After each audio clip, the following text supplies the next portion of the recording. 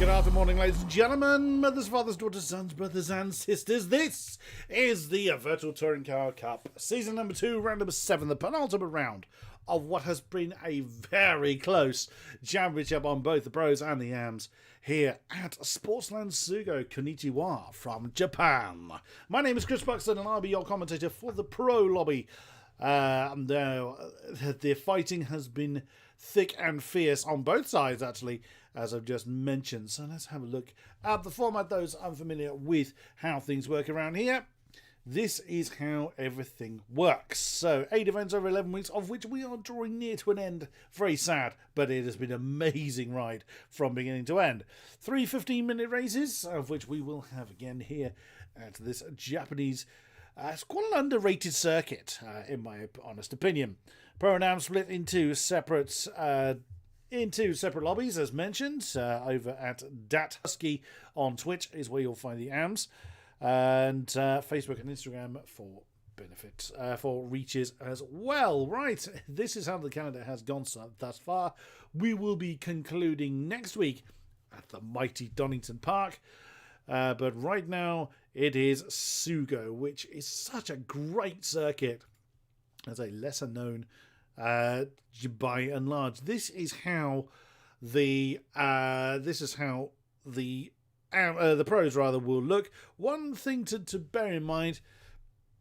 One of our newer drivers, Brendan James, we've been calling him, is actually Brendan McLaughlin. We had that one incorrect, so apologies, Brendan. And he was also running the Shell livery, although I don't think he's with us at the moment. Hopefully he will join us later on. We have 13 drivers in the pro lobby. That is how the championship standings currently sit. Just 6 points between the mighty Galone and the all-conquering Jameson. And someone's having trouble, I can see. We seem to be bouncing between 12 and 13 drivers. Certainly, Alex is in. I can't. Oh, yes, Mr. Killer is in as well. Now, the AMs, that's how they look. I say that's the spotter's guide for looking over on the AM side of things. And that's how their championship, the Celtic Bromance pair, still fighting for top honours, McKinley and King-Kodiak. Just 2 points apart. Very nicely done. And if you're wishing to have a look at the driver's eye perspective against the same 4 streamers that we've had for the last few weeks, Fendi Swarbrick, Kev Straw, King-Kodiak and Aaron Large. Right. Let's head trackside, shall we? Let's head to the circuit. Get the sounds turned on. Where is that? There it is. Right. Let's have a look. We're down to 12. Someone connected and disconnected. I'm not totally sure who it was, as we were running through the order for the night. Where has my map disappeared? I'm not 100% familiar. Oh dear, Toby Owen. That's not how you handle this particular track. Oh dear, just a punch. Janka Sturber is with us. The big can set up top of the tree with a 25-2. In the Renault, Mark Kelly going second, 25-6. Jason Powell in the orange and black livery Renault in car 23, 1:25.553. Jameson has just taken the top time with a 23.554. That's a bit more like it. Very nice. Stu Neal is buried his car somewhere. The cameraman can't even find him. Oh, there he goes. The cameraman was looking the wrong way to start with. 25.601 on board for Aaron Large. Again, the cameraman looking the wrong way. There he is. The bananas. 25.0. Jay Daniels. This cameraman needs work. He seems to start. Oh dear. That's a very reshapen Renault in the form of the 31 car. The mighty Galone. Now, he would have you believe that this is not a BMW track. Now, having been part of the practice session with aforementioned Gillo, he will want the weather to turn. Jumps up to second place, 24.6. But essentially what he meant was that the BMW is truly in its element when it's got a very long straight caliper line. And this track doesn't have that. And in that he is correct. But even still, he was making us work for it during the practice session. And who knows? We've seen him thrive in areas where he himself said the BMW is not too strong. David Marl, Gordon Barbans to German Confederate. Brendan Van Heeden, South African wonder. One of them, as I say, Andy Jameson being the other, of course. Going in 10th, 33.916. Yet to get the board is Carl Benson. Oh, bless him. He's changed his name so I don't keep tripping over the rank dropper tag of his. Very kind of him. Indeed. Toby Owen we saw facing the wrong way in the lap. Alex Jameson has jumped back to the pits. He's improved further with the 23.3 on the board. I think we've got Mr. Gillon at exactly the same point, which is that final corner. That's literally what it's called. Let's ride on board with our championship leader, main championship rival. As he crosses the line, no improvement there. Into the first corner. First, second and third corners are literally so named. Again, the tail out. That's what he loves to do in this BMW. Throws it in and controls the slide very nicely. Now into hairpin curve. This one is really awkward. It feels like you should be able to take that quicker than you actually can. Now the S-shaped curve is actually, I'm assuming that's a translation. It's kind of lost in translation element there, so it's a chicane. Then high point corner, and then rainbow corner, which we've just gone through. And this is other than the Southern Straight, this is the longest straight that this circuit has, with backstretch corner. That's that slight kink. And now horseback corner. And again, just get on the car to rotate with the right foot. SP in is that corner, and then SP out is this one. Strange name, but that's what the map tells me. 110R corner is this first part of this long right-hander, which is then final corner is, I don't know where that divide is supposed to be. I think where you saw those cones is as another version of this corner where you have that kind of kink as opposed to one solid long right-hander. Does Andy Gillon improve? No. A 24.6 remains his time in the BMW. Interesting. Jameson is back out there though. He's on the back stretch, so getting his tyres warmed up. That cameraman is determined to start in the wrong place. Jameson, unsurprisingly, straight out and on the pace. Brendan Van Heeden has improved into second now with a 24.251. Being chased by Carl Benson and David Moore. He was also improved. He was indeed David Moore. He doesn't have his stablemate. Where is Quinton Chauvetin? I do not know. Even though we've got a bit more of a complete grid, we seem to have everybody clumped into the same part of the circuit. Well, there you go. Almost everybody was in the northern part of the circuit. So David Moore is being chased by Andy Gillon. He's being chased by Jay. Well, Jay Daniels is warming his tyres. He's got Carl Benson, I think it is the company. He's got Toby Owen. No, that's a little bit of an exuberant tyre warming going on there by Mr. Benson. And Brendan has returned to the pits. David Moore has got Andy Gillon for company. I think wasn't he behind? There you go. Oh, it seems to be people struggling to come and get a slide or a consistent slide through that long right-hander. Now, we did practice this in the wet. At the point I joined the practice was in the wet. So I think they may well be anticipating wet weather for this race, or at least covering that base off. And that is a great fun corner to do at about 20 degrees all the way through. Picking up a bit of dust as he hits the neighbours. Oh, that's a damn deep, I think, Mr. Gillon. I'm not sure you'll get away with that. Every corner just goes at it at a fair amount of degrees. There's no kind of... I was going to say there's no smooth corner, which would be very unjust, because it looks effortless on his part. But, that one snapped a little bit. A little unsettled tonight. Interesting. Very, very interesting. Again, he's had everything in hand during the practice. Oh, wow! David Ball actually looking like he wants to try and get past the BMW during qualifying. It won't serve him anything to do that, but he doesn't want to be held up by Andy Gillane, who's maintained the racing line. Well, yeah, they're both on a hot lap. There is no obligation from anybody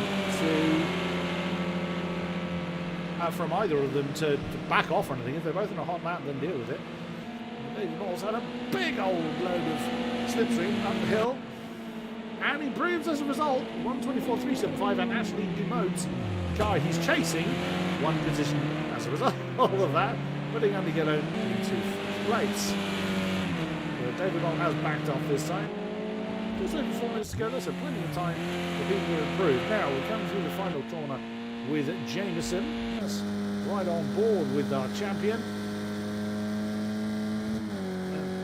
Secured the championship pretty well, but had to fight off Andy Gillane last time out when they were both in the BMWs. And we've got Roy Grassi has joined us.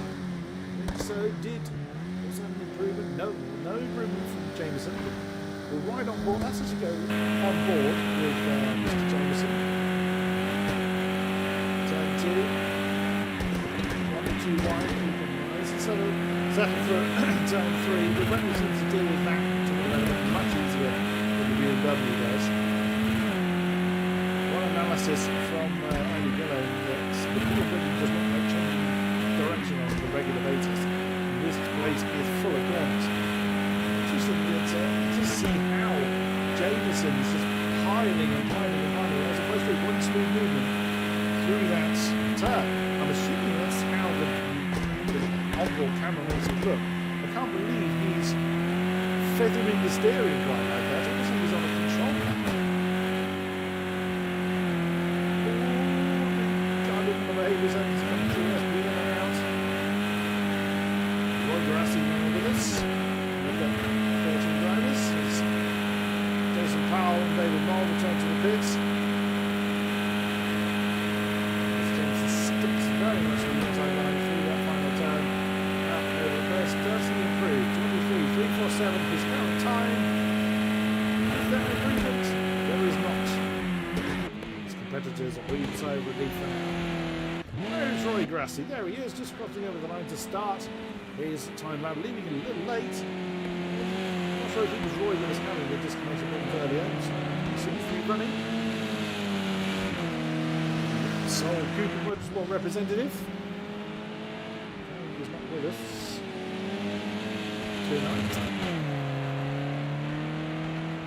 Here how the car's bogged down there coming out of turn 3. Sorry, coming out of the hairpin curve. It is really steep. Where is Gillane? There he is. Up and over the crest. 1 minute 40 to go. We just about have enough time for 2 laps. Improvement? No. 24.542 remains his time. Half a tenth ahead of Jason Powell. Strong form from Jason Powell tonight. Let's see if he's on an improving lap as Jameson returns back to the pits. His day is done. He will not improve from there. Brendan Van Heeden is back in the pits as well. He cannot improve now. And no improvement from Jason Powell. Yeah, Mark Kelly's still going. Strong qualifying from him as well.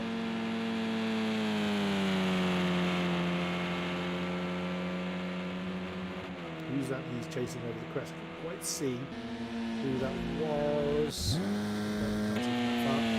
Does he improve? He does not. 24.640. Now is his opportunity to put in the banzai. That's who he's chasing. Stenia. A bit unsettled coming through turn 2 and 3. Gather it up. Benson in the pits, he cannot improve. Aaron Large, 125.170 sees him in 10th position. Does he improve? No, but he beat the flag, so we'll have time to set another one. Roy Grassi got a 25.2 on the board. It puts him in 11th. Still he presses on. Toby Owen isn't going to beat the flag. which comes out now. So let's see if anyone's going to improve. 25.461. Toby Owen. No improvement that time. Sees him in 12th. And it's Jay Daniels at the tail of the field. Dear oh dear, this has not gone well for him. Aaron Large is coming through. That's the rainbow corner. So there's somewhere to go before the end of the lap. Stu Neal through the final turn and up and over the crest. What does he get on the board? 25.141. Oh, Roy Grassie's done a 25.0, which puts him in 8th. Stu Neal did not improve. Neither did Andrew Gillow either, so Andrew remains in 4th. Oh, there's Aaron Large getting the slidey ways going as well.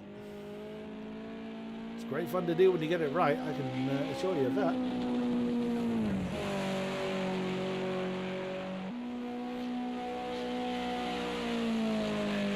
Through the final turn, up towards the line for Aaron Large. What does he do?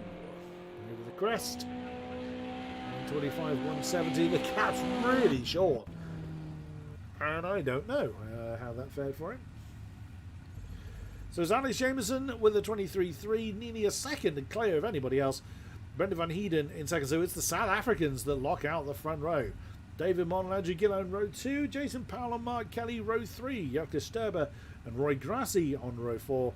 Stu Neal and Carl Benson row 5. Aaron Lars didn't improve from his position in 11th. He's alongside Toby Owen for row 6. And Jay Daniels at the tail of the field in 13th position. Unlucky for some.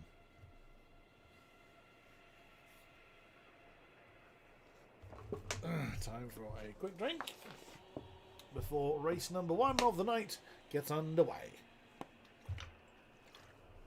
Okie dokie.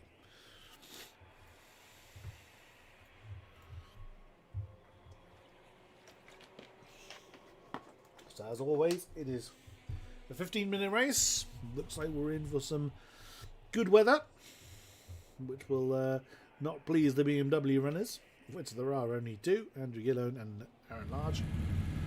It didn't take long for everybody to ready up then. Where should we look from this? So at the back then, it is time for race number 1 to wind them up and let them go! Oh, now several people have done a decent start, and Gillow was one of them! Absolutely storming start to take the lead from 4th! Oh, once again, the stonking start that Gillow can put underway has come to his rescue once again. And he's leading the pack through turns 1, 2, 3, and now through the hairpin turn. Alex Jameson will not be happy about that. It looks like everybody has survived. Everybody has indeed survived. As they come up there. Oh, just as I say that, look, was I Jürgen Sturman? No, it was Stu Neal that was flying up the road. So now completely lost.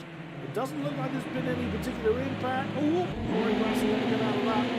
Down the hill for the first time in anger. Cameraman's looking in the wrong direction. Side by side for Jameson and Gillow. Oh, Gillow's all out of shape. My goodness. The biggest one out of shape was Brendan Van Heeden going backwards into that turn. We didn't quite see how that all came to pass. But Gillow took an almighty great crack into the side of the car. Oh my goodness. What on earth happened there? But Jameson doing what he needs to do and gallops off into the distance. Jason Powell now up into second place. David Wallace fending off the recovering Brendan Van Heeden. Right behind them, Mark Kelly and Jacques Sturber having their battle. Then the 2 BMWs, Aaron Large and Andy Gillow. Toby Owen up into 9th position. Look at that, slightly further up. David Motley inside, can't quite connect. Oh, but he does through turn 2, side by side, and he does overtake again Brendan Van Heeden. First of the penalties is on. That's Jay Daniels. What's he need to go for? A 2-second penalty.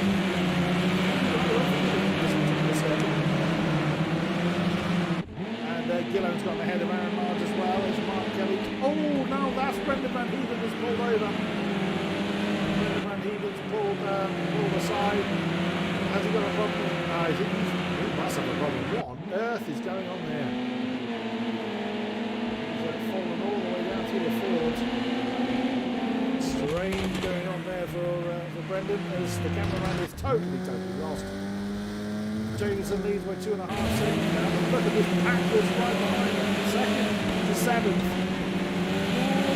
Wow, David Moll on the outside I just saw there. On the SB in corner to take second place from Jason Powell. What a lovely move from the German. As they sweep through the 110-hour corner. That's the view from our margin. We're going to see everybody fighting ahead. Alex Jameson is on at this point. On the board with Aaron. We head down to the first turn in anger once again. Trying to outbreak her in the Sturba. Nowhere to go on that occasion. Still, they continue their battle.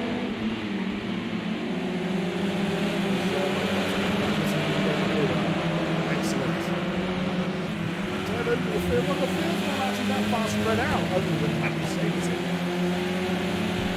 Still back, and Carl Benson, who's caught that apex.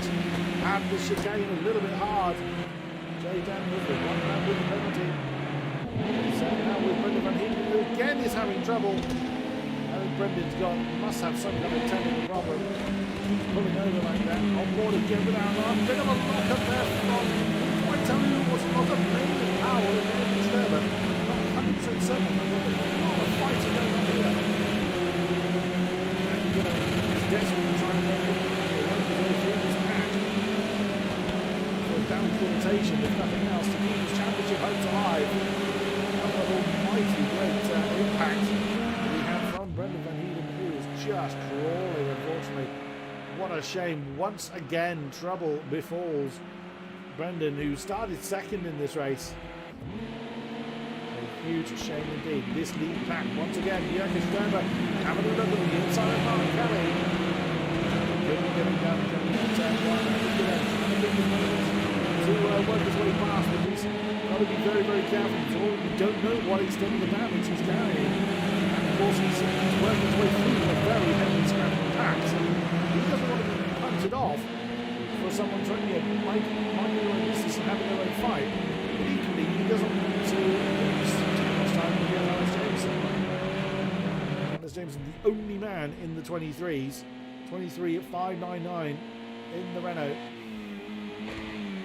Most other people are fighting, in fairness, but David Moll has, I was going to say he's broken away, but he hasn't broken away at all. So Jason Powell is really keeping him honest. Oh, look how close Gillen is moving to the back of Jurgen Sturba.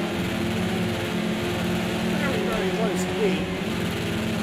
See now in the sixth position. Sturba is trying all he can to get Mark Kelly out through them. Now he may have the opportunity. Mark's got a little bit too deep into that final turn. And Gillen's getting a slipstream off of Mark Kelly.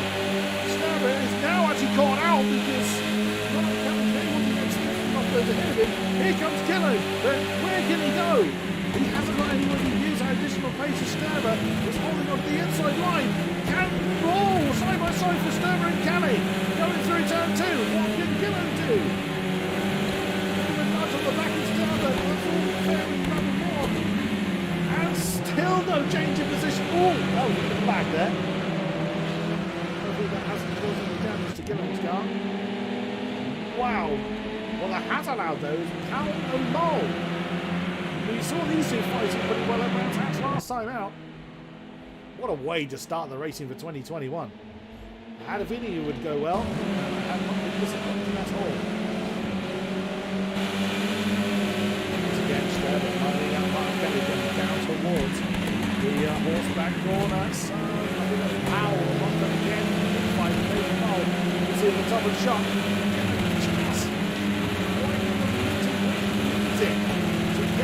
Get the Sturba.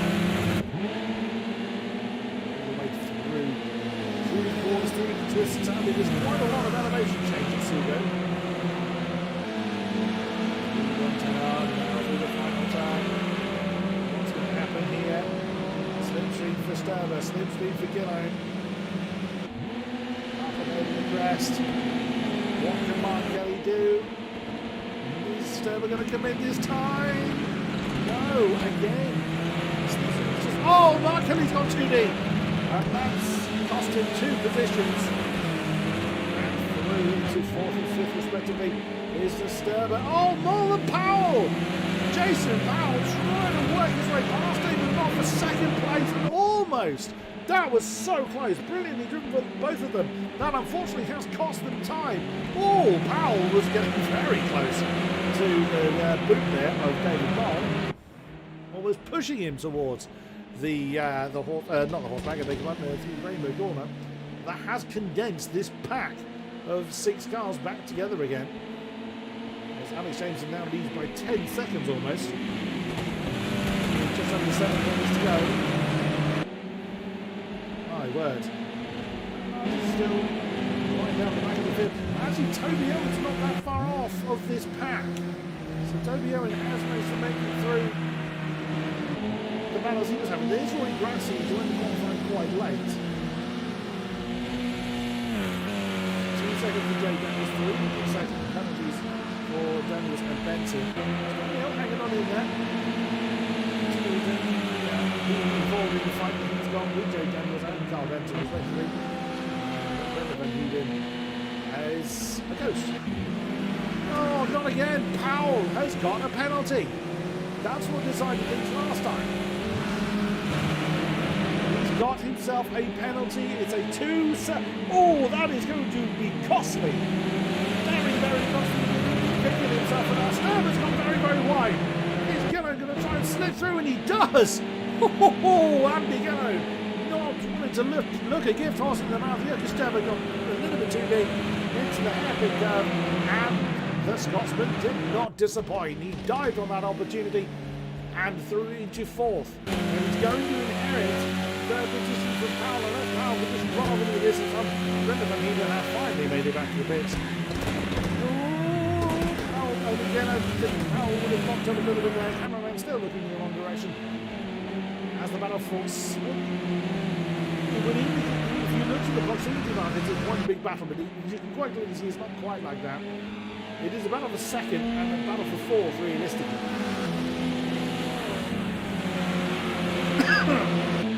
Toby Owen and Roy Grassi are really close to joining that to the battle. Here comes Gillo, but here comes Jurgen Sturber, who's had a good run through that final turn, keeping the pressure on the BMW. Again, you can just see he's not gaining anything heading into the first turn. Powell Brendan's had another problem on the pit lane. Oh, Mole and Powell side by side again. And Andy Gillo's got a penalty now. He's got a 2-second penalty. Oh no! Now the pressure really is on Andy Gillo to try and undo that, because that's going to drop him easily to about 7th if the race finished the way it is. This whole pack has condensed up once again with the addition of Toby Owen and Roy Grassi on the back of it. So that's 2nd to 9th in this train, and not that far behind is that 3-way battle we just saw, which is Carl Benson, who's now ahead of Jay Daniels. And also Stu Neal in that fight for 10th position. Got a little bit deep there. This will cost him anything.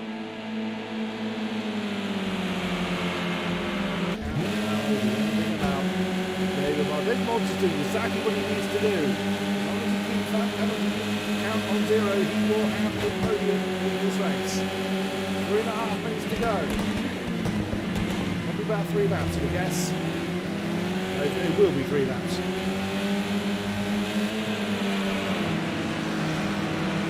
Oh, Andy Gillo, you will not be pleased about that. Has managed to wiggle away a little bit from Jurgen Sturber. Pressure from Mark Kelly. And then right behind Aaron Marge, you can see is Toby Owen. Bringing with him Roy Grassi, so it's just fighting everywhere. Oh, look how close Powell is, actually bouncing off the back of the German. And here comes Andy Gillo. This is probably where the BMW is strongest. He's coming over the inside. outside line. He's going to try and get Powell. Powell's gone deep.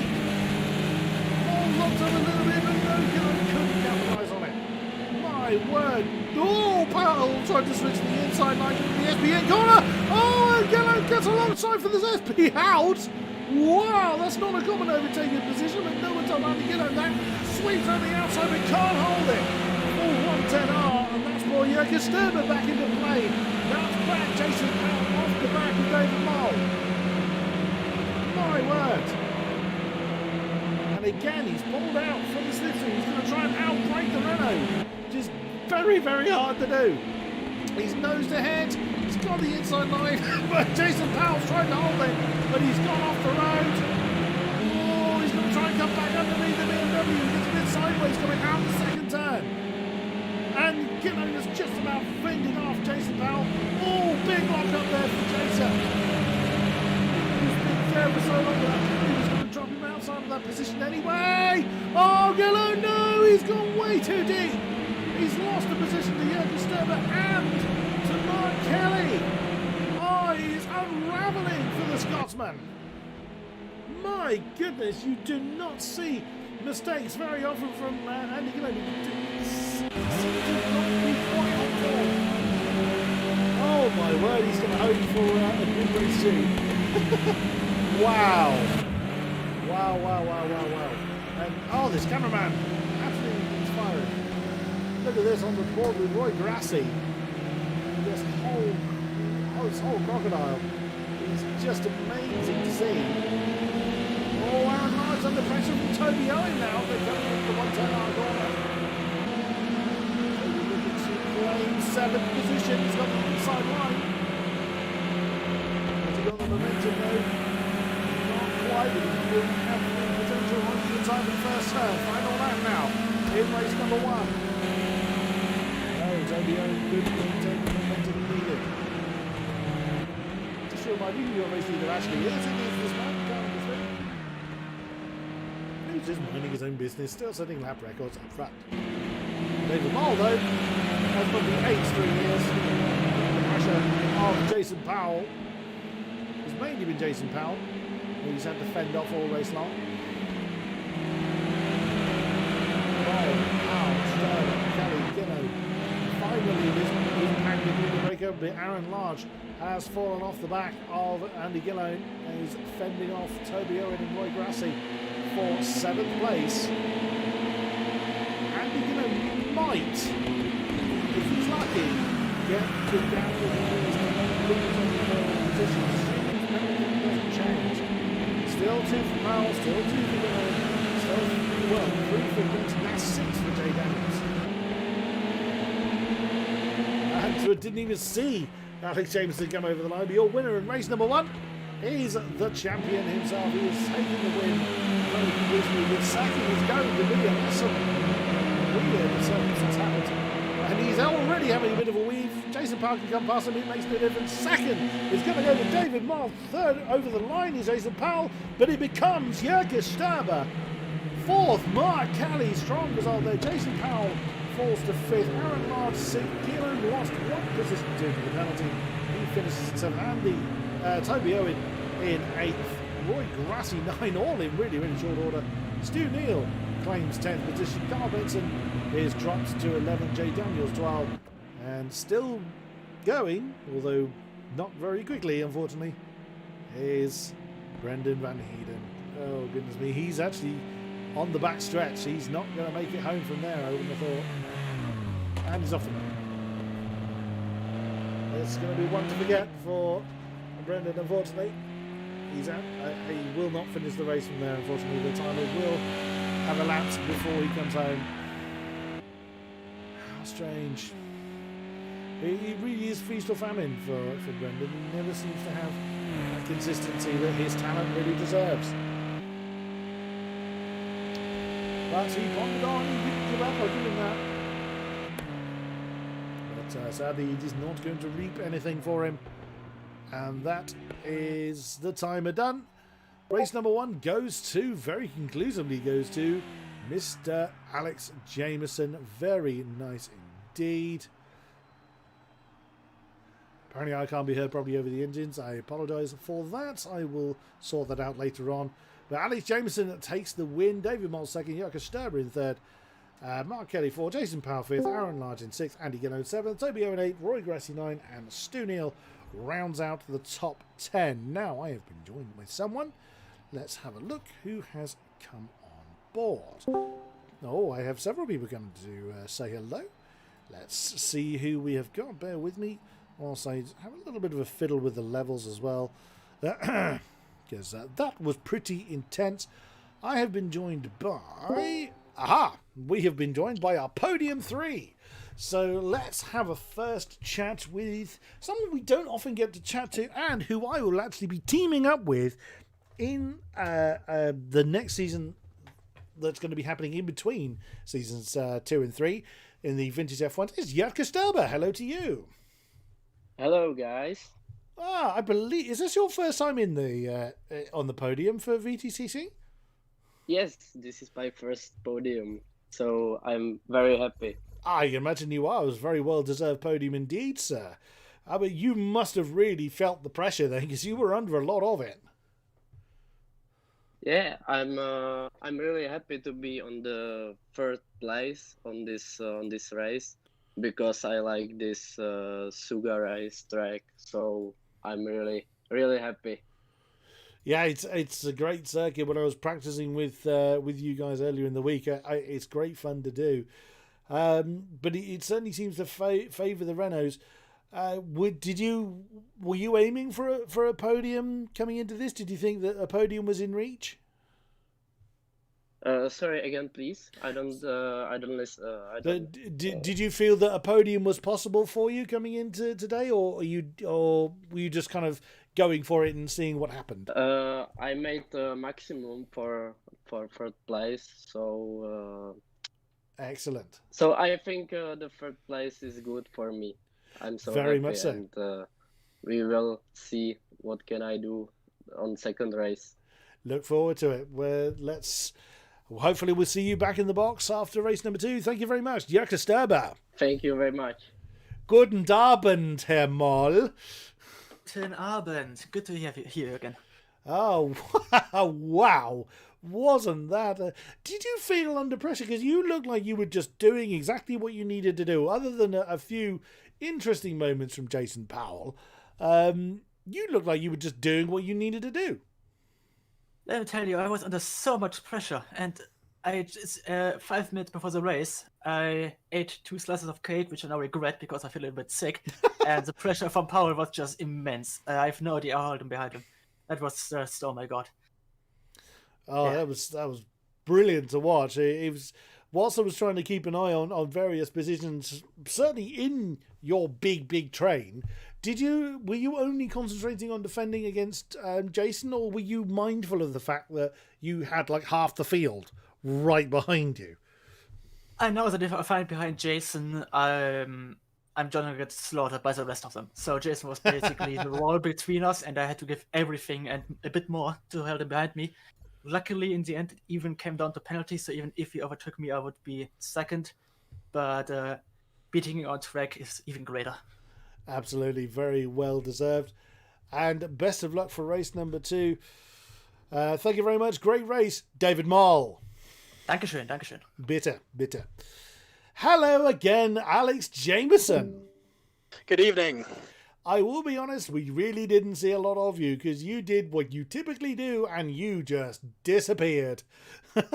Yeah, I don't know whether I should be too pleased about it. Obviously, there was a little bit of contact with Andrew at the end of the straight. I'm not entirely sure who was at fault there. I saw him spinning in my rearview mirror, so I'm not sure what happened there. So I suppose how I feel about that will kind of depend on the outcome of that. But there didn't seem to be anything you were doing wrong. I mean, your times were blistering. It have been all night. You were nearly a second clear of anybody else in qualifying, and then you backed that up in the race. So this track has suited you well. Yeah, I must be honest. After that light contact with Andrew, so I saw him spin, and I was like, "Oh, if I punted him off, I'm going to need to try and pull out a gap here because there'll be penalties heading my way." But yeah, I've hooked up pretty well here. Did a little bit of practice on time trial, which is really helping me out here. But yeah, I've just managed to dial in and hook it up really well. I'll say. Yeah, you did brilliantly well there. Did you think it was going to be an easy run for you tonight? No, to be honest, I knew Andrew was going to give me trouble at the start, even starting from was it 5th or 6th place. That BMW is so fast off the line. I was worried if he got in front that there just wouldn't be an opportunity to overtake. Even in the slipstream, the Renault just can't get alongside. So yeah, I was slightly worried about that, but yeah, managed to get alongside him early enough in the race. But then obviously there was the contact that I'll have to review and see what happened there. Well, I mean, the race didn't go very well for Mr. Gillone, but nevertheless, we head straight to race 2. We are counting into it. Good luck for that. I don't think you need good luck, but you always seem to be towards the sharper end. But we look forward to seeing your performance. Thank you very much, Alex Jameson. Cheers, thank you. And without further delay, we are heading into race number 2. So let's get that queued up and let's see who is going to be starting where. As a reminder, this is a random grid race, so no qualifying for this. The computer will put people in. Oh, Toby Owen, the captain of the ship, is going to be very happy with that, starting on pole alongside David Moll. Oh, great opportunity for David Moll to get that all-crucial top spot. Look at this, though. Brendan Van Heeden and Andrew Gillone on row 2. So twice in a row that Gillone is going to be starting in 4th. Jay Daniels and Stu Neal take row 3. Jason Powell, Mark Kelly, row 4. Jekka Sturber and Aaron Large on row 5. Roy Grassi and Alex Jameson. Oh, that's a lot of traffic for Alex to have to deal with. He starts on row 6. And it's Carl Benson at the tail of the field. But Toby Owen, oh yes, he'll be quite happy starting from pole, but it hasn't done him well in the past. If memory serves, when we did Bannockbrae, he started well in the random grid race, but it all unravelled for him. He's going to be hoping for good things. Hoping the volumes is better this time. Time to wind them up and let them go. What a stonking start from Owen, but yet again, it's Andrew Gillone storms through the field and takes the lead once again. It's all or nothing for his starts. It's generally all. Occasionally is nothing, but he's going to want to run off into the distance. He wants to capitalise on the fact that his main championship rival, Alex Jameson, is caught up in all the traffic. So he just wants to run off and see what happens. Oh, bit of bumping and shoving going on from all directions for Jameson, but Andrew Gillone now in the lead. What can he do? Toby Owen in 2nd position. He's cameraman. We need to be having a word with him. Gillone leads Owen, leads Moll, leads Van Heeden. What can Brendan do this time? Hopefully we'll see a bit more of a reflective performance from Brendan Van Heeden this time around. Hopefully he won't have any more of these technical troubles that befell him. Ooh, wow, that's close. In race 1, once again, cameraman looking the wrong way. Jason Powell is in 5th position with Brendan already ahead. Stu Neal directly behind. That's very wide from Brendan, but just to keep that one under control. Jameson still in 10th position. There he is, Sterber getting a little bit squiggly, going through that final time, but Jameson can't use it. Or can he? Is he able to capitalise on that? Sterber ahead of him, Mark Kelly ahead of him. But Sterber's going to want to come out to that inside line. Jameson's going to want to try and bounce out on the inside. Whoa, that's gone way too deep. That's gone horribly wrong. Brendan is spun and into the dust, along with Jekka Sturber was caught up in that as well. Oh dear, that did not go well. It looked like Alex Jameson was way too deep from that camera angle. I'm sure the stewards will review that one, but so the rest of the field still pretty heavily condensed. There's Roy Grassi in 11th position. You can see Jameson on the back of Mark Kelly now, and right ahead of us, and we've lost Brendan Van Heeden. That's a great shame. That he's. Oh, look at that side by side. There's Toby Owen and David Moll on the inside. We can't really see it from that camera angle. Jason Powell's actually side by side with David Moll. Jason Powell on the inside of FBN has actually demoted David Moll into fourth. So Moll trying to challenge for second ended up being demoted to fourth with Stu Neal right in there as well. Whoa, Stu's gone deep on the first part of the 1 turn corner. Andy Gillone is dancing off into the distance. There you can see Jameson on the back of Mark Kelly, jumps out from the slipstream. Joe Daniels again, the first man with a penalty on the board. Bit of a lock up there from Joe Daniels, I think it was. Through the 7th position goes Andy Jameson. There's something about that second or third turn that causes the time to go a bit bonkers. Andy Gillone doing what he needs to do up front now. He's built up just shy of 2 seconds of a lead. Jason Powell. Oh, is this opportunity for Powell? That was a bit steady coming through Rainbow Corner. Side by side now for Powell and for Toby Owen. Cameraman's looking the wrong way. He's looking at Stu Neal and David Moll. And Jason Powell on the inside line coming through. Oh my days! Well, Stu Neal sideways, I think it was, going into the horseback corner. David Moll goes through the fourth. Alex Jameson, there he is in 6th position now, ahead of Jay Daniels. My goodness, it's difficult to know where to look. Toby Owen still fending off Jason Powell, holding on to that 2nd position. There he is. Oh, he's going to try and get 2 positions here. Side by side with Stu Neal. He's going to have the inside line. David Moll has jumped to that inside line to try and defend for Jameson. Jameson's gone to the inside line as well. Oh, the impact between Stu Neal and David Moll. Can Moll fend off Jameson? No. Jameson up into 4th. Claims 2 positions in 2 corners. Nicely done. That's exactly what Gillone didn't need. He wanted Jameson to be held up more in traffic when this happened. Oh, look at that. Jason Powell having a go on the inside, coming up the hill to take second, which he's done. He has finally managed to usurp Toby Owen from that 2nd place. My word. Look at that. That is 2nd to 11th, I think. No, that's the entirety of the field, bar 1. In that one shot with Jason Mouse getting into a horseback corner and does manage to keep it under control. Jameson doing what he needs to do. He doesn't necessarily need to win the race to keep his championship hopes alive. Only 6 points separating Gillone and Jameson coming into this round. It wasn't a particularly good result for Andy Gillone in race 1. And Jameson looking to reduce the damage on race number 2. Draws alongside Toby Owen. It's been his move all night long further up, and it looks like David Moll, who's now down to 8th place. Oh dear, changing to 2nd, now down to 8th. David Moll, who's got a tougher time penalty as well. My word, it is just happening everywhere at the moment, except for this man. Andy Gillone getting back into his usual winning ways and dancing off into the distance. That's the penalties. 2. Oh, that's the first time we've seen a 1 second penalty. David Moll has it. Still more on Joe Daniels' penalty. 2 seconds, that's what they meant to do. I meant to do that.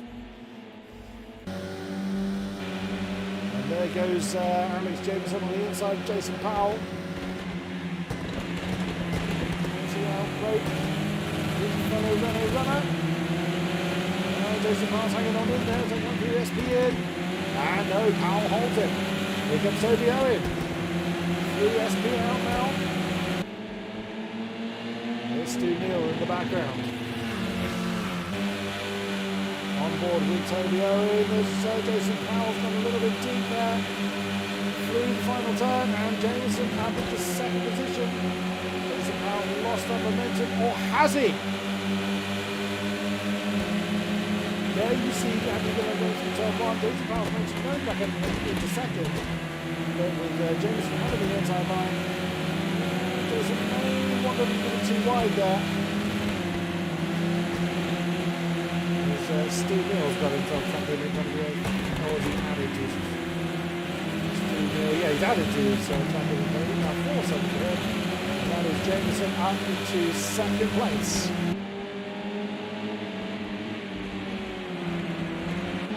Further back, we look at this pack. Jay Daniels is on the back of Stu Neal, Mark Kelly, David Moore, Aaron Mard, and Jay. Now Alex Jameson getting his foot down, lighting up the sector times. And there the battle for wooden spoon avoidance is Carl Benson, Roy Grassi, and Necker Sturber. Oh, he's on a move from the outside, not quite, gets cut off there from Roy Grassi. We've lost Brendan Van Heeden, unfortunately, from the race. On they go, nonetheless. And already Alex Jameson has broken away to about 1.5 seconds from Jason Powell. Absolutely fantastic stuff from the champion. He's got 6 minutes 20 to set off after Alex Jameson, and that last time around was 1.3 seconds in his favour. No penalties for the top 4 at the moment. Could he do it? Well, he could certainly make Andy Gillane have to think about it. But we will see. Gillane leads, Jameson second, Jason Powell in third at the moment. He's now starting to break away from Toby Owen as well. Starting old pole, the captain of VTCC is starting to fall away a little bit. Still not too far behind, but look at the fight behind. Aaron on board with Aaron Martin. You see David Moll, who's second last time out, really trying to put the move on Mark Kelly. The lock up there from Toby Owen coming into horseback corner. Doesn't get the move done as yet. Sideways seems to be the way that this track is handled. Through Tokyo Drift references. As Jameson is reading in Andrew Gillane, we are going to have a fight, I would think, for the lead of the race before the checkered flag falls. 25-2 for the BMW, 23-8, 1.5 seconds to Jameson's favour. I think we're going to see that defensive masterclass again. We will see. That's the view from Powell. We'll continue to see that bright green Renault just dance away from him. Oh, Mark Kelly has lost out to David Moll there, but he's trying to dive on the inside, coming through the chicane. There's not really anything to do that there, but you can have a go. That's the view from Aaron Large, who's now caught the back of this particular pack. What's starting to fall away from him a little bit. My word, and look how early Stu Neal went for that defensive line. We watch on board with Mark Kelly. Stu Neal is nailed to that defensive line. And as Stu Neal goes back for the racing line, Dave Moll goes from the inside line. Stu Neal tries to turn in, but there was a wild German in the way.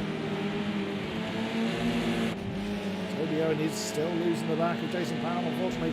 And now we're seeing the proximity marker for Jameson on the back of Gillane. Andy Gillane just does not have the pace. He really wanted a rain. He will be really looking forward to rain, but it doesn't look like it's going to be coming. 3 to go, and less than a second separates the top 2 drivers.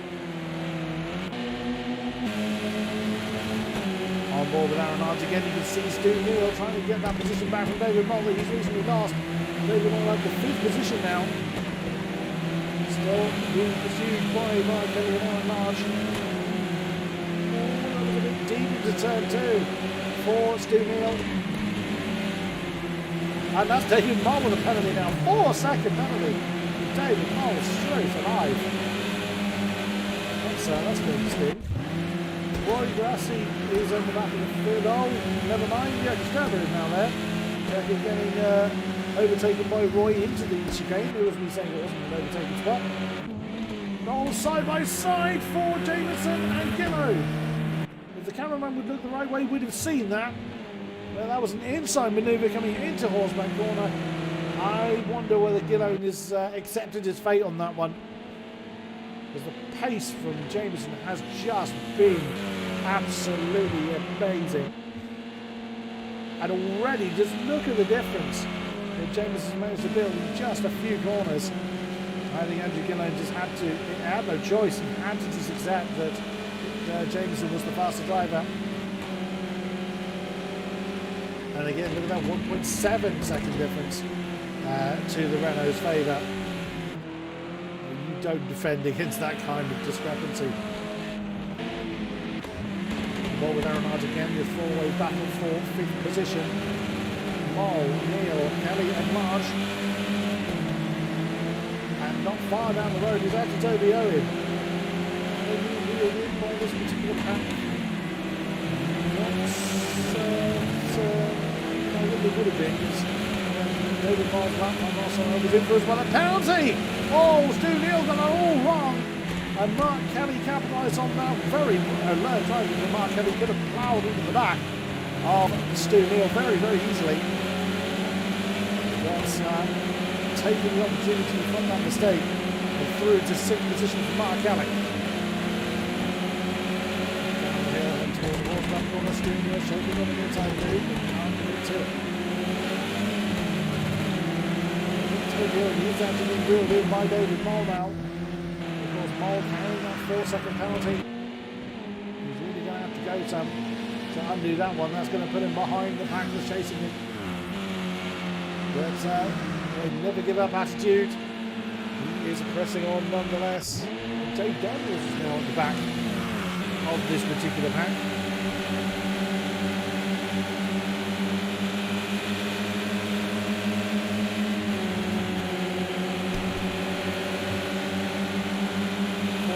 And now that's a penalty for Carl Benson. The 3-second penalty. That's automatically promoted to the back of this particular pack. Stu Neal and Mark Kelly are having an argument side by side coming through turn 2. And Aaron March is also trying to get involved in this particular mixture. Oh my days, that's close. And Mark Kelly, the victor of that one. There's the 4-way battle we were just beginning to switch to. You can see in the back of the shot. The checkered flag is out and is waiting for, once again, the advances of Alex Jameson. But Jameson's going to have a 4-second penalty. I was looking at his lap time thinking, surely he hasn't. But yes, he has. 4-second penalty on the board for Alex Jameson. This is the lifeline that Gillo needed. Unless it all goes horribly wrong in the next couple of turns, but the checkered flag is out. Jameson will not have the chance to undo that. He's got another one. 8 seconds of penalty. That will actually drop him to 3rd. Jason Powell could inherit 2nd. Jameson takes the win, but that's going to go to Gillo. Will Jason Powell hold on? Answer. Not quite. He's still a penalty, but that could have been 2nd. Toby Owen 4th, David Mole, beg your pardon, it becomes Mark Kelly for 5th position. Lots of scrapping going on. David Mole reduced to 6th, Aaron Lars 7th, Stu Neal in 8th, and all the numbers disappeared because they've all finished. So Gillone, with those last minute 8-second penalty for Alex Jameson, which could well be appealed, but track limit penalties tend not to be overturned. So it's Gillone 1, Jameson 2, Jason Powell in 3rd, Toby Owen 4, Mark Kelly 5th, David Moll 6th, Aaron Lars 7th, Stu Neal 8th, Roy Grassi 9th, and Janke Sturber rounds out the top 10. We've already been joined by some people. Let's have a look at who has joined us. Oh my goodness me, I'm only just catching my breath from all the craziness. Alright, it is our 1st and 3rd place contestants that have joined us. Let's have a chat with Jason Powell. Good evening. I bet you're a bit more pleased about that one. I am a bit, yeah. Nicely done, sir. Nicely done. You were half a second away from 2nd position, because in the dying moments, Mr. Jameson managed to rack up an impressive amount of penalties. Literally 8 seconds in 4 corners or something like that. Wow. I didn't even realise. I heard Toby say something over the comms, and I was like, "What? What's he talking about?" And then I looked up, and I was like, "Oh, no way!" but third place nonetheless. Again, you had a fair amount of fighting to do, but managed to. I would say I don't think anyone will argue when I say that you absolutely earned that was third place on merit. How do you feel? Yeah, no, I agree. I think obviously I had a really, really good battle with David Mole in race 1, so I knew that I was I'm pretty sure I was a little bit quicker than him in race 1. So when I saw he's in front of me, I knew that I'd have to do it all over again. And then obviously Toby was there as well, but obviously I made 2 overtakes, which is really hard around this track. And really pleased. And after that, kind of just had my own little race, really. Yeah, absolutely. So will we see? I'll try that sentence again. Will we be seeing the same in race 3? I hope so. I really do. I hope so too, because my throat is dying a good one.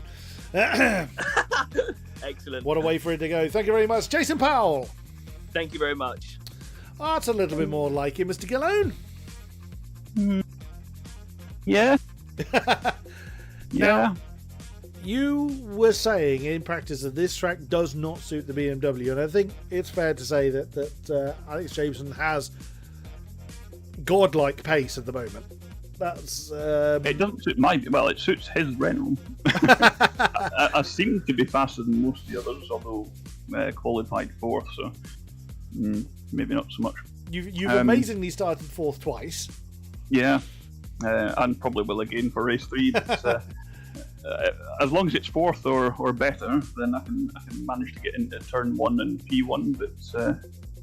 But race 1 didn't go very well at all. I let Jameson through because we pretty much had a kind of agreement that we don't really battle each other. He was quicker, so I just let him through. But then he obviously paid somebody to murder me at the bottom of the hairpin. But he's on an absolute other level. I don't think anybody can touch him at all. I'm doing absolutely everything I can, and it required him to start from 12th on the grid and get an 8-second penalty to be able to beat him. So, I mean, I was going to say, what manner of voodoo did you do? I don't know. I didn't even see what happened. I just, as Paul said, I just heard Toby come up and say, "Oh, Alex." I was like, "Oh, why? What's he done?" And then I saw a penalty, and it didn't even register that it was an 8-second penalty. So I don't know how he's managed an 8-second penalty. 2 or 3. It was a pair of 4s because it was all done in that final lap. I didn't see how he did it. So because once again he started to dance off into the distance. I'm chattering away about the battlers behind you, and suddenly he's potentially staring at 3rd. Yeah, it was pretty close. I think half a second or so. But, I think if I've got a clean track, I can kind of certainly not keep up with Alex. I mean, he's just insanely fast tonight. That needs to stop. But I can only do what I can do. I can't control what happens anywhere else. The fact that I got bumped off in lap 1 of the first race was rather disappointing. It kind of put me down at the pack, and it is incredibly hard to overtake here. And the BMW's so twitchy. It's quite a handful, and you've got to throw it into these corners, and you've just got to pray it sticks. But it's fast on a straight line, but there's only 2 parts, and they're not long enough to go to get that advantage. Pretty much struggling, unfortunately. But I can't take it away from Alex. To come from 12th to essentially beat me by about 2 seconds, essentially without the penalty. On a track which is incredibly difficult to overtake on is just mind-blowing. So salute to you, sir. I can only do what I can do, and just see what happens in race 2. So penalty, voodoo and rain dancing going on then? I would love rain. I would need rain, but I don't think it's happening. I don't think it's happening either, but we wish you the best of luck nonetheless. Thank you very much, Andrew Gillone. Thank you. And without further delay, we head into race number 3 for the night. So, will Mr. Gillone find that extra bit of pace he needs to overcome the mighty Jameson? We will see. Just 12 with us. Unfortunately, we lost Carl Benson and he had to disappear.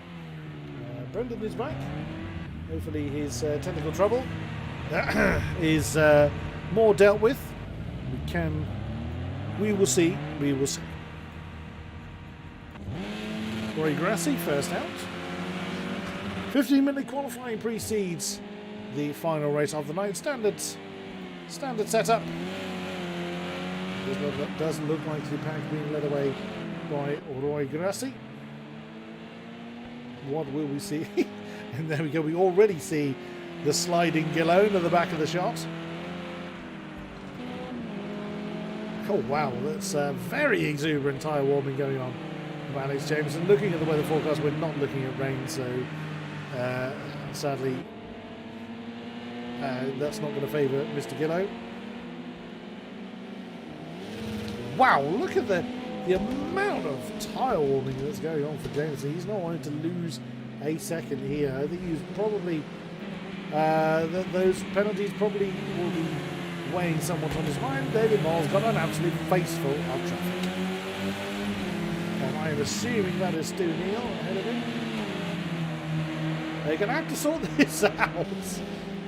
Yep, that is Stu Neal. Come on, gentlemen. It doesn't serve you to race yet. But he's doing it anyway.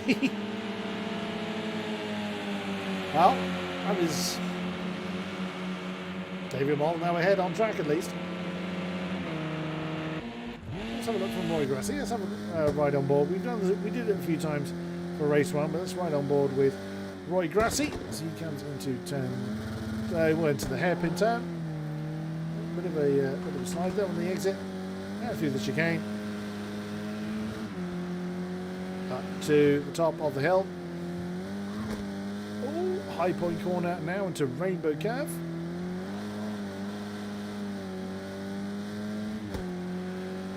And down the hill.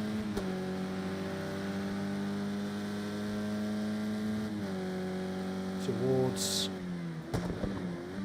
the horseback corner. Again, even the runners still need that kind of slide to rotate the car. And then SB in and out. And finally 110R. Which becomes the final corner to complete the lap. What does Roy Grassi get on the board?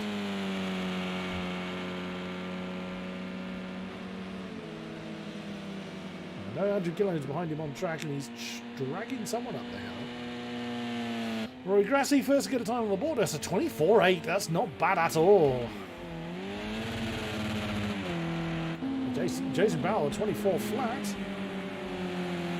Of course, Alex Jameson with a 23.1. Well, we knew he was capable of the 23s. Knocking on the door to the 22s. Gillone with a 24.9. Aaron Large, 25.6. Mark Kelly with a 26.1. He's just put a time in. Jakob Stab with a 24.6. Stu Neal on a 28.7. And Bernard Van Heeden a 33.9. Is he having... Well, I suspect he's got caught up with traffic there. Oops. With lawn mowing going on there from the South African. Where is Mr. Mole? He's invalidated his first lap. And depending on where he did it, he may well have invalidated this one as well. Jameson at the bottom of the hill. Toby Owen not on track yet, interestingly. He remains in the pit carriage, and the cameraman is determined to look at a particular spot on the road. Curious. Jameson gets the slide going.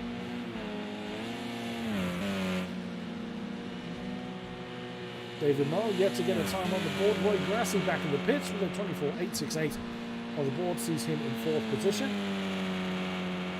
And Jason Powell has jumped back to the pits as well with a 24.0 in 2nd place. Andrew Gillone with a 24.621 is once again in his number 4. It seems to be his number of the night. Still no time for David Moll. I suspect when he invalidated it last time around, it took out the lap for the lap time for the next one.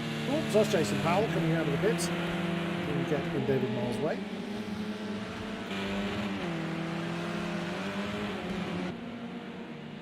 How does he do it? He's just unbelievably fast, is Mr. Jameson. Wow, Aaron Large getting very, very squiggly. We saw that coming through the chicane, being chased by Roy Grassi. I think David Moll is directly behind them. Yep, yes he is. And then Jason Powell. Still no move of Toby Owen, curiously. Well, Andy Gillane has returned to the pits as well. There's 24.621. In fourth position, being chased out by Toby Owen. So Toby has managed to find a spot to come out. Oh, wrong one. Wrong map. With absolutely nobody directly behind, although someone's just gone off the road. That's Toby's teammate. No, not Stu Neal, that's Mark Kelly, big about. And no improvement then from Alex Jameson. The 23.1 remains the pole time by 9/10 of a second again. Last time it was over Brendan Van Heeden. Who just went up to the field there? David Mole has set a time. The 24.781 puts him in 5th place. Once again, that pack from 3rd down to about 8th is really quite close. It's half a second separates that particular contingent. There's Jay Daniels. Only 9th with a 25.5. Needs to find half a second before he had to get into this pack, let alone anywhere within the pack, and suddenly dies in the pit lane. Is this the end of Toby's outlap? Yes, it's the end of Toby's outlap. Still no representative time from Brendan Van Heeden. As he's heading down the back stretch. There's Jason Powell. I wonder if James is just going to leave that one in there. Oh, no. That was a little bit lag there from Brendan, but it did look like he braked on the grass, which would have sent him careering off towards the outside, and that's probably invalidated his lap. So Brendan's still struggling to get to grips with this circuit, and he's now being closed in by his teammate Stu Neal.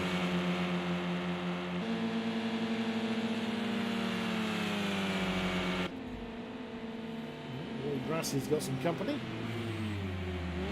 I think that's David Mole is directly behind him. He's just jumped back to the pit lane. 24.781 sees David Mole in 6th place. There goes Brendan Van Heeden and Stu Neal. Stays out of their way, nice to go. And Jason Powell in 2nd position with a 24 flat, being chased by Jay Daniels. Jakob Sterber in 3rd position, 24.542. Does he improve? Only in 3rd position, no improvement from the Czech. A 27.6 on the board for Brendan, but again we saw he was struggling a bit in that last lap. He's now closing in on Jay Daniels. That's not going to help him. As he's come off the road and hit the middle. Another day to forget, unfortunately, for Brendan Van Heeden. Jason Powell, 6 minutes to go, or just over. For 1st and 12th in the pits of the entire field, bookended by those two in the pits. Roy Grassie's come in. And no improvement for Jason Powell. Always a very impressive lap time. On the board at 24.080 as Brendan just coming out. Yeah, that's Brendan Van Heeden just coming out of the pits.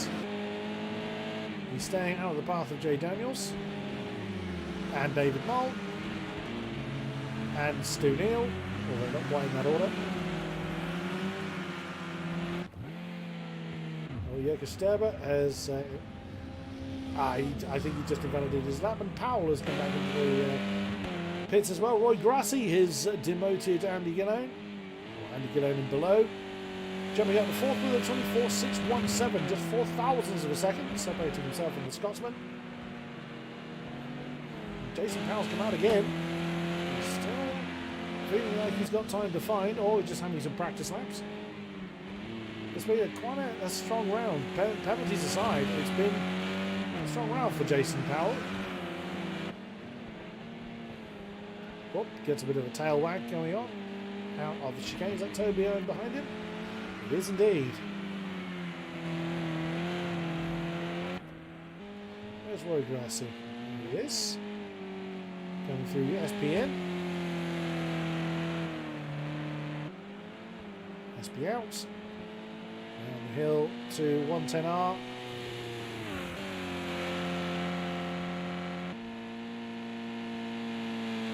Four and a bit minutes to go. And 10 cars coming out on track. Jameson's been in the pits for a while, and I think he is perfectly safe in remaining there, quite frankly. No improvement for Grassi just yet. Andrew Gillone has had an argument with something solid. And crossing the line and jumps up to third with a 24.437. Maybe the redesign of the car is helping the airflow somehow. I would imagine he's been in the pits to repair it, but it doesn't repair the visual element. Maybe he will not start in fourth after all. Nice effort there, but still 1.2 seconds off the mighty Jameson. Sterber is in the pits and has not been seen again. As we look at David Moll in 6th position at 24.781. Sees him there, he's chasing either Steve Neal or Brendan Van Heeden. Well, they're both actually near one another, but that's actually Steve Neal, who's in 10th with a 25.234. And that's gone wrong for him. And he stays out with David Moll's way. What does David Moll get on the board? 3 and a bit minutes to go. That's an improvement in time but not position. 24.618, 1,000ths of a second off the back of Roy Grassi, and Brendan Van Heeden has got a representative time on the board at last with a 24.839. That is all of 11 thousandths behind. Oh, it's nearly Klaus's teammate. Was that oh no, it was his teammate. There was 2 nil where he nearly ploughed inside of. So Brandon Van Heeden then with 24.839, 11 thousandths off the back of Mark Kelly. And a couple of tenths off the back of David Moll. Once again, very, very tight fields. Powell still in the second place spot. Let's come over the line. Start another time lap. There's a validated time somewhere. Can I improve that time again? I think he has. Yes, he has a 24.227. So he's just over a second behind Jameson and only a 10th behind Jason Powell. So maybe the restyling of the BMW is actually helping him out. And Jay Daniels is being chased by, I think, Brendan Van Heeden. So Brendan or Stu Neal. No, Stu Neal, beg your pardon. So they come up the hill to set another potential lap time. And Stu Neal getting all the help he can get. So Jay Daniels has backed out of that one and returns to the pits. He will not improve from 25.548. It will see him in 12th and last position. Stu Neal pressing on. Oh, Alex Jameson has come out for one more run. And he clearly felt that 9/10 of a second is not a big enough advantage over the rest of the field, as he does some lawn mowing on the way down to the rainbow corner. Powell just crosses over the line to start what is going to be his final times lap. Looks a little steady coming through the first turn. And Andrew Gillone's got a face full of Roy Grassi. That's going to annoy him.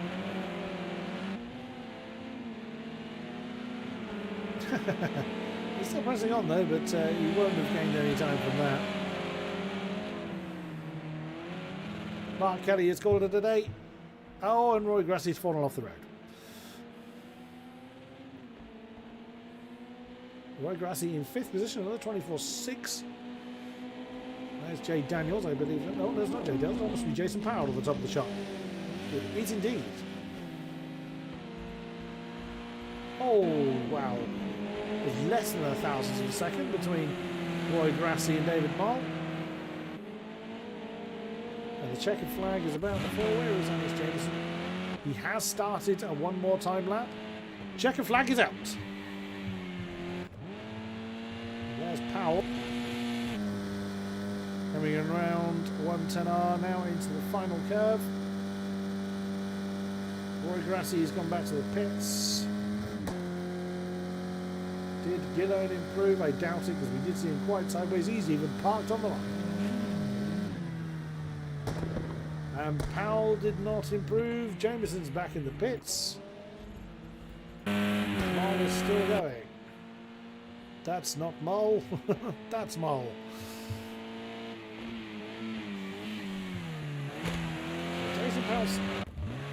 Jason Powell just hasn't returned to the pit yet. Brendan Van Heeden, can he improve? 24.839. Still 11 thousandths behind Mark Kelly. What does he do this time? Currently in 8th. Does he improve? He does. 24.779 puts him up into 7th. Right behind him was Aaron Marge. 25.018 sees him in 9th. Stu Neal. Going to be the last one to cross the line, I believe. 11th with a 25.197, just 600ths of a second behind Toby Owen. He did improve. He improved to 9th with a 24.9. So, Alex Jameson and Jason Powell this time take on row 1. Andy Gillone started somewhere other than 4th tonight. This time in 3rd. He joins Jirka Sterber on row 2. Roy Grassi and David Moll on row 3, Brendan Van Heeden and Mark Kelly on row 4, Stu Neal and Aaron Arge row 5, Toby Owen and Jay Daniels take on row 6. Well, there's not going to be any wet weather. It is all down to the drivers. Let's see what happens this time. It's a bit later in the day. Well, this should make an awful lot of difference. But Jason Powell will definitely be wanting to capitalise on a very strong qualifying. It's the penalties that always seem to undo it for him. We will see how that goes. Jirka Sterber, as I mentioned earlier, was going to be my teammate when the VTCC goes to its vintage F1 season. Being that I'm in it, I'm obviously not going to be commentating on it. I don't know if there is going to be live coverage of that, and I will be joining the Czech Republic. The drifter, wrong phrase. What's the phrase I'm after? Rallycross driver from, so he does drift, in most speaking, from the Czech Republic. Let's see how well we do. Right, for the final time tonight, it is time to wind them up and let them go. And yet again, it's an absolute stormer. From Gillone flies through into the lead as it looked a steady start from Jameson, but it was equally so for Powell as Jason settles into 3rd position. Rossi 4th, Sterber in 5th, Mole 6th, Brendan Van Heeden 7th, Kelly 8th, Neil 9, Lars 10, Owen 11th, and Daniels in 12th. Already, without surprise, Jameson is not letting Gillone get anywhere. Everybody has made it through the first few turns unscathed. Through Rainbow Corner for the first time in anger. Here we go. You can imagine. Oh, Gillone's getting a bit slippery. He's actually flashed his lights. I think he's going to let Jameson go. He did say that there was an agreement between them. They wouldn't fight each other. I wonder if that agreement's going to be in place come Donington next week in the grand finale. But Jameson just has such a pace advantage here that it makes sense for Gillone not to put too much. Unbelievable! Moll's got a penalty already. He haven't even done the first lap. David Moll's got a 1 second penalty on the board. Oh, Jason Powell looking to try and reclaim that 3rd position that he lost with that stunning start from Andy Gillone. He's not going to do it there. Oh, Moll's lost a couple of positions. He's lost 3 positions indeed. Is he going to lose another one to Aaron Large? He's had a terrible run up the hill. He does indeed lose that last one to Aaron Large. But Aaron Large now has a penalty on the board. 2 seconds for him, and now 2. David Moll, what on earth is going on? My word. Gillone is fending off Powell, who in turn is fending off Grassi, who has got Jirka Sterber for company as well. But the big gap between Jirka Sterber and Brendan Van Heeden. Brendan now up into 6th position. There goes Jameson at the bottom of the shot. He's likely to dance off into the sunset. That's the entire field in that camera shot. Look like, oh, went a bit deep there. Oh, got the right yard of it. Sterber on the back of this particular Honda line. I think Jason Powell went a bit deep going into Horseback Corner. That's costing that little tiny bit of momentum and giving Andy Gillo a bit of breathing room. Through 110R and the final corner again. Jameson has got a 1.3 second lead now. Isn't likely to push too hard.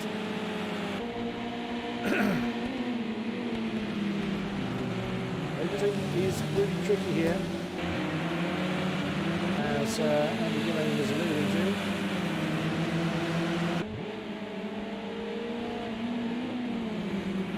Oh, Powell's gone very quickly. He snatched the brake though coming into the hairpin curve. Just about gathered that up before Roy Grassi could capitalise on it. Into the rainbow corner, now back down the hill once again. Can Roy Grassi get the momentum he needs? Not at the moment at least. Oh, there's been trouble for Toby Owen. He's fallen about 5 seconds off the pack. And Jay Daniels as well has fallen a bit off the field. Marge isn't doing so well either. So the first 9 are 7 seconds apart. 2 of those seconds are the lead. It's Alex Jameson's lead. Oh no! Is that Brendan that's off? It is! Brendan Van Heden's gone off! Once again. Trouble has fallen to Brendan Van Heden. Heading towards the first turn. Roy Grassi is getting a bit lively with Jason Powell. Jason does what he needs to do. He's outbraked himself into turn 1. Roy Grassi goes through into third. Jason Powell tries to come back underneath the Cooper Motorsports Centre. Around the outside. Oh, and managed to do it. On the outside of turn 3. Jason Powell. What a great manoeuvre that was. That's the view from Jakob Sterber. He had a great ringside seat for that. Oh, this camera with the view from David Moll in 8th position with Brendan Van Heden's trouble. Brendan's piece has stopped. And David just not gathering any momentum there. No, he's still moving, is Brendan, but I suspect that won't be for long. I don't think he has any throttle. Okay, he's going to park his car over there. There's our leader. Now 3.5 seconds to the good. Alex Jameson just doing what he wants to do. Oh, Jakob Sterber on the back of Roy Grassi again. Andrew Gillon's got about 1.3 seconds between himself and this pack. Trying to defend that inside line coming towards turn 1. Jakob Sterber had a look, didn't do anything with it, but Roy Grassi has made a mistake. Oh, Jakob didn't quite get alongside coming into turn 2. That's cost him a bit of distance between themselves and Jason Powell, who's now very much freed up to chase off after Andy Gillon. And again, a lock up from Roy Grassi. Right behind them, Mark Kelly fending off steering wheel and David Moll. Oh no, who's that? Oh, Mark Kelly is very slow as well. Oh, that's Brendan. But seems to have no throttle pedal. Or very little in the way of throttle.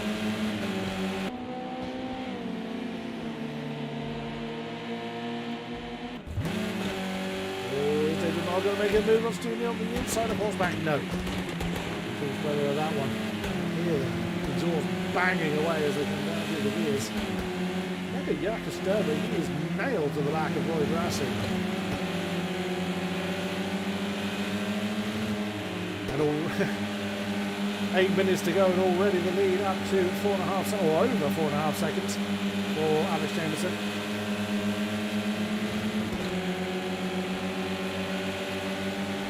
Let's have a look at the penalty count. 4 for David Moll, 2 for Aaron March.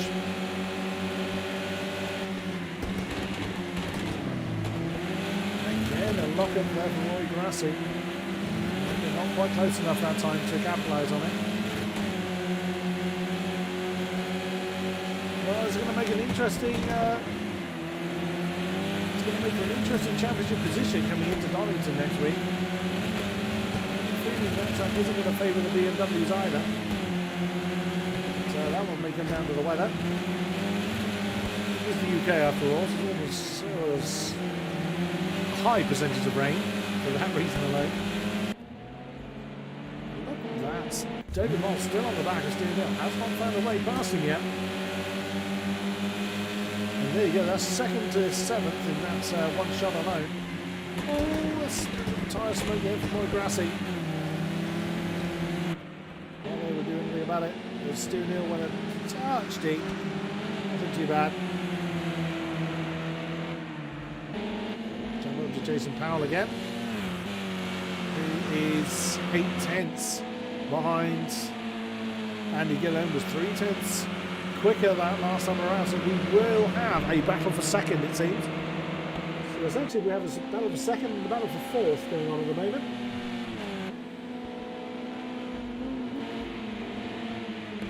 Sturber is very, very close to Grassi. Powell not quite as close to Gillum. And then a battle for sixth as well, so three pairs. Matt Neal? No, that'd be interesting if Matt Neal was one of this. Stu Neal, rather. Oh, goes for the defensive line, cuts David Moll off, but that's put him slightly out of position. David Moll couldn't quite capitalise. No, he's hit that apex too hard. It's quite a nasty apex guard there. That was enough for David Moll to slide through the inside, and sixth position is his. But, remember, he has got that penalty to serve, so we will see how that shakes the order up towards the tail end of it. There's Powell getting very close now to Gillow. But looked closer than the first shot, looked much closer than it seemed to be. As he has fallen away from Jason Powell, mainly because he's defending so hard from Jelke Sturber.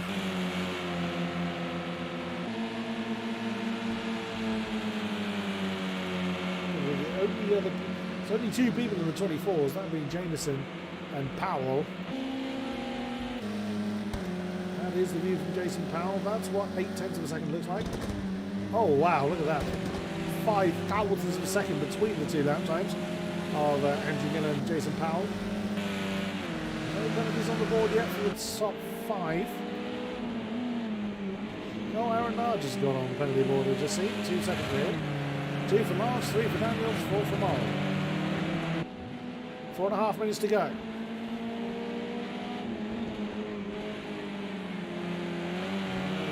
Now I wonder whether Jason Powell is just going to accept the position he's in. He knows that Gillum is quick. But does he want to kind of risk pushing too hard for that extra step? Or the racer in him will want to. Oh, David Moll went very early for that defensive line on the exit of the Rainbow corner. Here comes Stu Neal, sweeps around the outside and manages to make the move stick. 6th position, Stu Neal.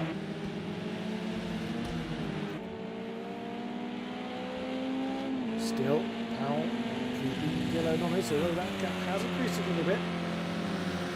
It does depend on where you catch them in the timings as to what the gap actually is. Still hovering around about 8/10. Oh, look at Sturber! Jelke Sturber! He's forcing Roy Grassi into the defensive manoeuvre. And still no change for that 4th position bomb. Grassi again locking up. Doesn't seem to be costing him an awful lot, that lock-up. He's done it quite a few times. But it hasn't cost him anything coming into that final turn. Into that first turn, rather. Oh, that was a really good mistake there for Jelke Sturber. Keeps it going. And Gillum getting into the 24s for the first time in the race. Wow, look at the battle with David Moll and Stu Neal. Now Moll behind Stu again, as we saw at this point last time around.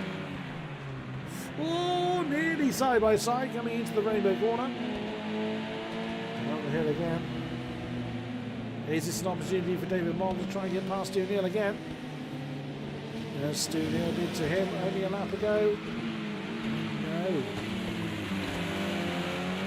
Not there at least. 2.5 minutes to go. As our race leader comes over the line, just 2 laps remaining. He will be starting the penultimate lap. He's just taking it easy, isn't he? Almost coasting, look. Oh, hello. What's going on here? Oh, I thought that was... I did see someone. It's Brendan. He's ran a little bit more life out of his accelerator pedal. So that threw me then. That completely threw me. But Gillo continues to open up that gap between himself and Jason Powell. Sterber continues to keep the pressure on Roy Grassi. Just 2 tenths between the pair of them now. David Mole, the same on Stu Neal. That's the view from David Mole. Oh, he's gone a bit wide though. Cost him a little bit, nothing too bad. There's Mark Kelly. And Mark Kelly gained about 0.6 of a second on David Mole last time around. Still 3.2 seconds between them, but as a reminder, David Mole does have that penalty, so he could lose that 7th position before the day is done. 1 minute to go. Final lap of this race has now commenced. And Powell has closed in on Gillo as Sturker again is drawing alongside Roy Grassi. Now it seems to be turn 1, but Roy Grassi seems to be, or certainly seems to feel the pressure. He does get it right this time and keeps the check behind him. If that's the correct way to say that. The racer from the Czech Republic behind him. Powell did close in about 0.4 of a second from Gillo last time around. And David Mole continuing to keep the pressure on Stu Neal. Stu Neal seems to have the measure of him at the moment. And the checker flag is out.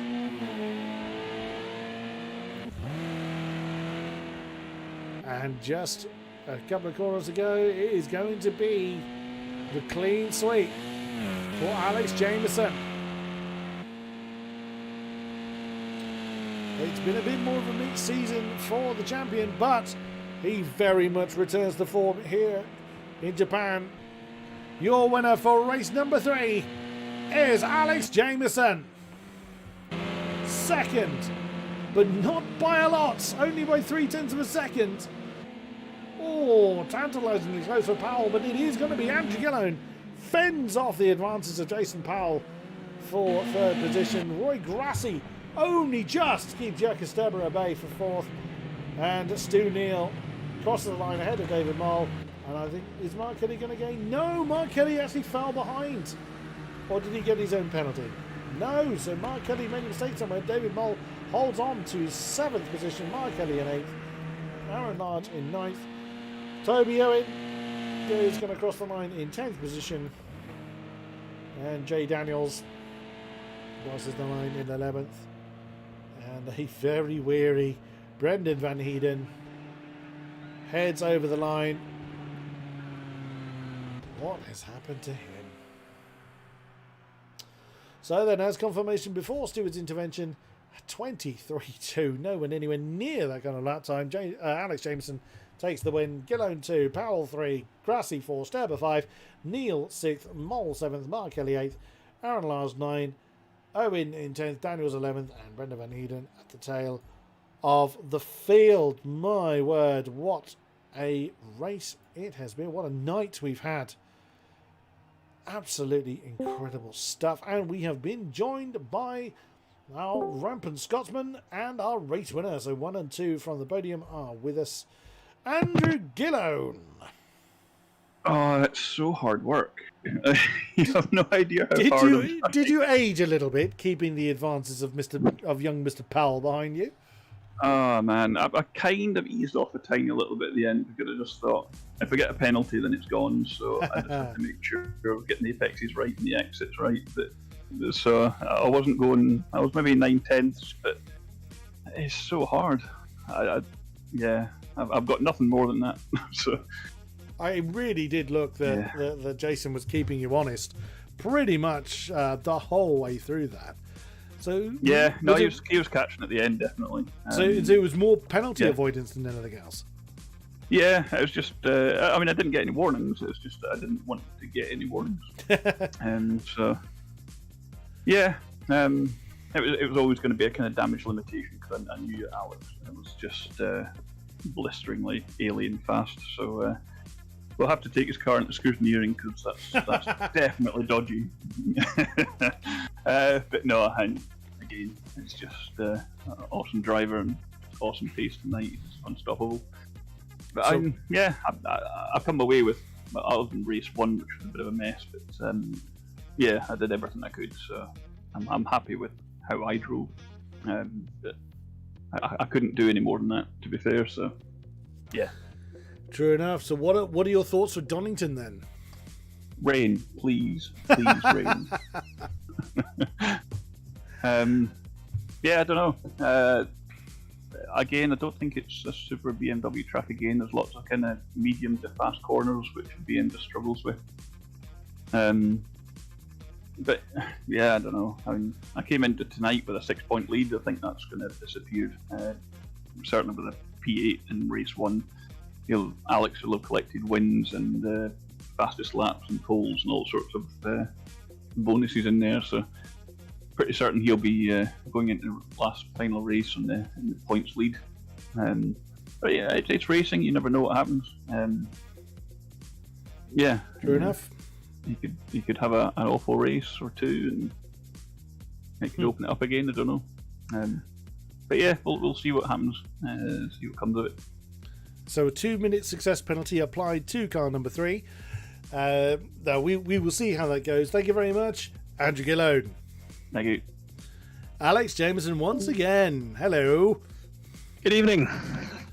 Well, other than a rather odd way of ending race number 2. Was it 2 where you picked up your sudden penalty? I think it was race number 2. Yes, it was race number 2. It's been the clean sweep, near as damn it. Yeah, those penalties in race 2 are unfortunate. I must be honest, I wasn't expecting it to be as drastic as 4 seconds for running wide, but It's it nasty was. for this circuit for some reason. Yeah, that was my first experience of the penalties on it, so I was quite surprised to see that was 4 seconds. And then obviously broke it again trying to recover that 4 seconds, so that was no good. For race 3, I think once I got in front and managed to get that 4-second buffer, and I was like, that's good enough. I'm going to turn down the pace and just make sure that I'm well within track limits everywhere. So that was pretty much the name of the game for race 3. Yeah, there really was no argument against that. It is absolutely no one had any answer to you at all. Is that going to be the case at Donington, do you think? I suppose it depends. As Andrew said, he's hoping for rain. I'm hoping for it to be very dry. I think if it's a dry race, then it'll probably benefit the Renault a little bit more than the BMW. Although, I will have to wait and see. To be honest, I'm not too sure how much faster the Renault will be there, if at all. I think last season, Andrew and I still managed first and second in the BMW. So. It'll be tricky, I think. But yeah, hopefully it'll be a good race. I have no doubt it will be. Whatever your thoughts towards the track are, I'm sure I will be screaming my head off to see out the season. Best of luck for that I'm race. sure Thank you very much, Alex Jameson. Yes, thank you. And that is going to bring an end to tonight's festivities. Thank you very much to those that have been with us throughout the stream. A great pleasure to have you on board. As mentioned, next week is the grand finale. It's at Donington Park. So a great way to see the season out on a British Classic. We hope to see you there. Until then, thank you very much and good night.